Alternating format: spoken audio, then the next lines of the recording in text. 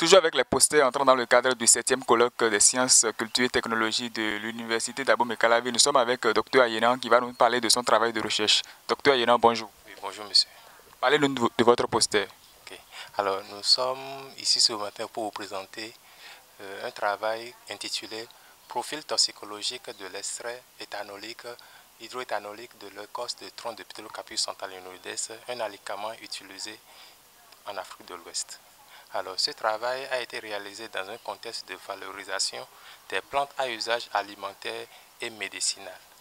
Et nous avons donc, à travers cette étude, nous avons voulu évaluer la toxicité de cette espèce-là qui est abondamment utilisée dans nos régions. La méthodologie adoptée dans cette étude était donc de déterminer la toxicité aiguë et la toxicité subchronique. Aiguë pour dire la consommation en dose élevée de cet extrait, quelle incidence cela aura sur la santé du consommateur. En toxicité subchronique, lorsque cet extrait est consommé continuellement mais à faible dose, quelle sera l'incidence sanitaire que cet extrait aura également sur le consommateur. La méthode utilisée dans ce contexte, c'est pour l'extraction, nous avons utilisé la méthode d'extraction par épuisement du MAC. Et nous avons utilisé des rats de souche Wistar pour les tests in vivo.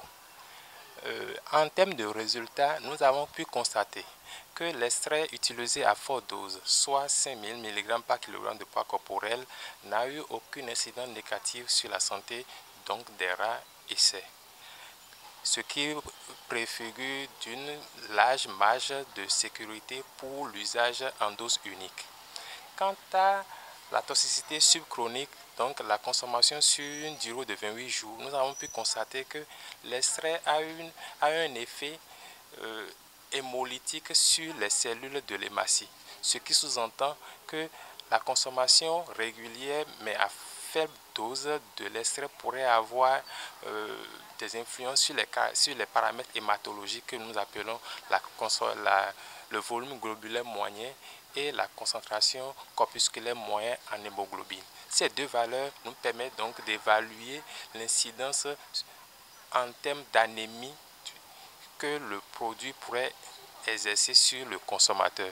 Et en conclusion, nous sommes parvenus à donc dire que le produit peut être consommé.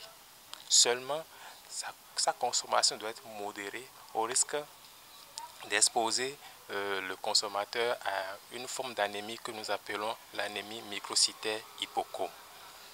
Bien à vous. Et quelle est la cible de ce travail réalisé? La cible, c'est les populations de façon générale. Les populations de nos régions qui utilisent encore la phytothérapie pour se traiter. Et généralement, ces populations l'appliquent dans le traitement des toxi-infections. Les toxi-infections, je veux citer les diarrhées, les troubles gastro-intestinaux ou les troubles liés au vomissement et les dysenteries. Et donc, ces produits ou cette espèce est également, les fruits sont utilisés pour l'alimentation en termes de casse-croûte, puisque les fruits produisent une amande qui est aussi riche que l'arachide que nous utilisons communément. Donc, ce travail est adressé aux populations à la base et aussi aux phytothérapeutes qui sont les garants de la tradition ou de la médecine africaine et qui donc leur administrent les traitements. Donc ça leur permet de voir dans quelle mesure ne pas dépasser les doses thérapeutiques tout en ayant à l'esprit d'avoir une certaine vue sur la toxicité du produit. Bien à vous, Dr Ayenan. Nous vous remercions. C'est moi. Merci beaucoup.